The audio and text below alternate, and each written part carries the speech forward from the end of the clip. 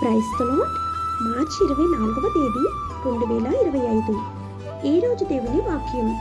యెహోవా కొరకు కనిపెట్టుకుని ఉండుము, ఆయన మార్గములను అనుసరించుము, భూమిని స్వతంత్రించుకున్నట్లు ఆయన నిన్ను హెచ్చించును. కీర్తనల గ్రంథం 37వ అధ్యాయం 34వ వచనం. ప్రియమైన సహోదరి సహోదరులారా, మనము దేవుని కొరకు కనిపెట్టుకుని ఉండాలని ఆయన మన కోసం ఎదురు చూస్తున్నాడు. మనము కూడా దేవుని యొద్ద, ప్రభువా, నేనెంతకాలం ఎదురు చూడాలి? నా సమస్యల నుండి నాకు విడుదల లభించదా? నా చీకటి వేకువ చుక్కువలే ఉదయింపదా? నాకు సహాయము చేయము అని మొదలుపెట్టినప్పుడు ఆయన మన యందు కనికరించును. దేవుని యందు ప్రేమ కలిగి ఉన్నప్పుడు మాత్రమే మనము ఆయన కొరకు కనిపెట్టుకుని ఉండగలము. మనము ఆయన్ను ప్రేమించుట చేతను మరియు కనిపెట్టుకుని ఉండుట ద్వారాను మనము ఊహించని, మన మనస్సులో తలంచని ఆశీర్వాదములను దేవుడు మనకు అనుగ్రహించును.